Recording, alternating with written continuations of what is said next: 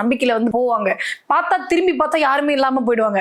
அந்த மாதிரி வந்து தேவையில்லாத வம்பு வழக்குக்கு நீங்க போனீங்க அப்படின்னா கண்டிப்பா பிரச்சனை இழுத்துப்பீங்க அப்படின்னு இருக்கக்கூடிய ராசிகள் யாராரு இந்த சனிப்பெயர்ச்சிக்கு பிறகு வம்பு தும்புக்கெல்லாம் போகாம சமத்தா இருக்கணும்னு யார சொல்வீங்க? யாரை சொன்னா முதல் ராசியாக சிம்ம ராசிக்காரங்களை சொல்லலாம்.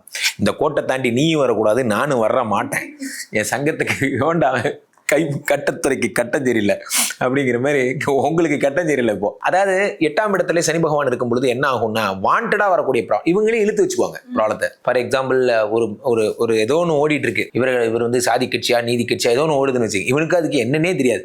அரசியல் தொழிலா இருக்கிறவங்க அரசியல் பண்றாங்க, நம்ம கம்பெனில மிஷின் ஓட்டுறோம் கோபால், நம்ம வேலைக்கு இதுக்கு சம்பந்தம் இருக்கா, அதை கொண்டு போய் ஷேர் பண்ணி விட்டு ஓஹோ நீயும் புரட்சி தான் போலன்னு உங்களை பிடிச்சி வந்து கைது பண்ணிடுவாங்க. ஐயா நான் புரட்சிலாம் ஒன்றும் பண்ணலைங்கய்யா, மீம் கிரியேட்டருங்க நானு அப்படிங்கிற மாதிரி சும்மா போறவன்லாம் உங்களை கூப்பிட்டு வச்சு போர் அடிக்குதுன்னு உங்களை என்டர்டெயின் பண்ணுவாங்க. ஸோ அப்போ நீங்க தேவையில்லாத சமூக வலைதளங்கள்ல இதை பத்தி இந்த கொள்கையை பத்தி நீங்க என்ன நினைக்கிறீங்க, நான் ஒண்ணு நினைக்கலைங்கய்யா, என்ன விட்டுருங்கய்யா, ஆஃப்டர் சனி பயிற்சி தான் உங்களுக்கு நிறைய ஹடில்ஸே வரும்.